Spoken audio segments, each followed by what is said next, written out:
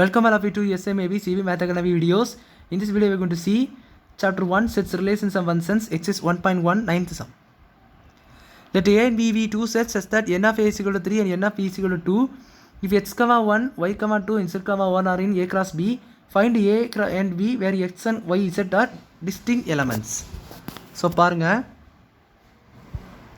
இப்போ A and B இந்த ரெண்டு செட்ஸும் கொடுத்துட்டாங்க. A and B ரெண்டு செட்டாக இருக்குது, என்ன செட்டுன்னு தெரியாது, அதனுடைய நம்பர் ஆஃப் எலமெண்ட்ஸ் மட்டும் கொடுத்துட்டாங்க. n of A என்ன 3ன்னு n of B வந்து 2ன்னு இருக்கும். அதாவது AB ரெண்டு செட்டு, அதில் A என்ற செட்டில் 3 எலமெண்ட்ஸ் இருக்கும், B என்ற செட்டில் ரெண்டு செட்டில் இருக்கும், 2 எலமெண்ட்ஸ் இருக்கும்னு சொல்லி கொடுத்துருக்காங்க. இதில் x,1 y,2 z,1 வந்து A cross Bயில் இருக்குதுன்னு சொல்லி கொடுத்துருக்காங்க. அப்போ A cross Bயில் என்ன இருக்குது, இந்த 3 எலமெண்ட்ஸும் இருக்குது. அப்போது A and B என்னன்னு சொல்லிட்டு நம்ம கண்டுபிடிக்கணும். இதில் XY Z வந்து டிஸ்டிங்க் எலமெண்ட்ஸ். XY Z வந்து ஒரு டிஸ்டிங்க் எலமெண்ட் இல்லை, நம்ம இல்லைன்னு நினச்சிட்டு அதை வந்து ஒரு செட்டாக எழுதாம வரக்கூடாது. இந்த ஒரு இன்ஃபர்மேஷன் கொடுத்துருக்காங்க, டிஸ்டிங்க் எலமெண்ட்ஸ் சொல்லிட்டு. ஸோ அது ஒரு டிஸ்டிங்க் எலமெண்ட் அப்படின்னா அது ஒரு தனி எலமெண்ட்டுன்னு அர்த்தம். அப்போ நம்ம இது எப்படி எழுதலாம் பார்த்தீங்கன்னா ரொம்ப சிம்பிள். இந்த இது ஒருத்தருக்கு ஒரே இன்ஃபர்மேஷன் போதும். என்ன பே 3 என்ன பே கொடுத்துட்டாங்க ஸ்ட்ரைட்டாகவே. ஸோ இந்த 3 வந்து A cross Bயில் இருக்குது. இதெல்லாம் x,1 y,2 அண்ட் z,1 இருக்குது. அப்போது நம்ம A cross Bன்னு ஒரு கான்செப்ட் நல்லா பிடிச்சிக்கோங்க. இப்போ A cross B நம்ம செட்டுக்கு ஒரு 1,2வும் ஒரு B வந்து 2,3யும் எடுத்துக்கிறேன். இப்போ பாருங்களேன், இதை நீங்கள் கிராஸ் மல்டிப்ளை எடுத்து பாருங்கள், என்ன வரும்? 1,2 1,3 2,2 அண்ட் 2,3 வருது.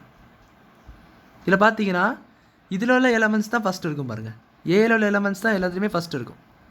ஸோ இதை நல்லா நம்மளாம் புரிஞ்சுக்கோங்க. அதுபோல் பியில் உள்ள எலமெண்ட்ஸ் பார்த்தீங்கன்னா ரெண்டாவது தான் இருக்கும்.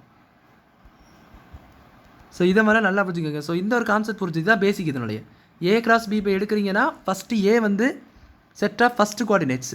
ஃபஸ்ட்டு கோஆர்டினேட்ஸில் உள்ளது தான் உங்களுக்கு வந்து ஏஆ இருக்கும், அண்ட் செகண்ட் கோஆர்டினேட்ஸ் உள்ளது தான் உங்களுக்கு என்னவாக இருக்கும், பிஆ இருக்கும். இதே B cross Aனா அப்படியே ஆப்போசிட்.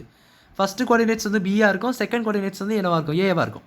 A cross B பொறுத்த வரைக்கும் ஃபஸ்ட்டு கோஆர்டினேட்ஸ் வந்து A அண்ட் செகண்ட் கோஆர்டினேட்ஸ் வந்து B. அப்போ இந்த இதில் பொறுத்தவரை பார்த்தீங்கன்னா ஃபஸ்ட்டு கோஆர்டினேட்ஸை பாருங்கள், இதுதான் ஃபஸ்ட்டு கோஆர்டினேட்ஸ். அப்போ நம்ம என்ன சொல்லலாம், A is equal to x, y, z and அதில் வந்து டோட்டல் n of A 3 தான் இருக்குன்றாங்க. இங்கே 3 இருக்குது பாருங்கள். x, y, z என்பது டிஸ்டிங்க் எலமெண்ட்ஸு, தனித்தனி எலமெண்ட்டுன்னு அர்த்தம். அப்போ x, y, z இது 3 எலமெண்ட்னு சொல்லும்போது அது ஒரு 3 எலமெண்ட்டாக வந்திருக்கு. n of A வந்து உங்களுக்கு 3 இருக்குது. அப்போது A அண்ட் Z நம்ம கண்டுபிடிச்சிட்டோம். இதே போல் பிஏ பாருங்கள், set of second coordinates. Second கோஆர்டினேட்ஸ்னு சொல்லும்போது என்ன இருக்குது, 1 இருக்குது, 2 இருக்குது, 1 இருக்குது. பட் இங்கே என்ன மேட்ருன்னு பார்த்தீங்கன்னா ரிப்பீட்டேஷன் வரவே கூடாது, ஒரு செட்டில் ரிப்பீட்டேஷன் இருக்கவே இருக்காது. ஸோ அப்படி பார்க்கும்போது இந்த 1 and 2 மட்டும் தான் எழுத முடியும். இங்கே 2 எலமெண்ட்ஸ் தான் இருக்குன்னு கொடுத்துட்டாங்க. அப்போ வந்து 1 and 2 எழுதிக்கலாம். ஸோ P என்ற செட்டு பார்த்தீங்கன்னா 1,2. ஸோ இது புரிஞ்சுருக்குன்னு நினைக்கிறேன். செட் ஆஃப் ஃபஸ்ட்டு கோஆர்டினேட்ஸ் வந்து ஏவாக இருக்கும், செட் ஆஃப் செகண்ட் கோஆர்டினேட்ஸ் என்னவாக இருக்கும், பிஆ இருக்கும். ஸோ அவ்வளோதான் அந்த சம் புரிஞ்சுருக்குன்னு நினைக்கிறேன். தேங்க்யூ.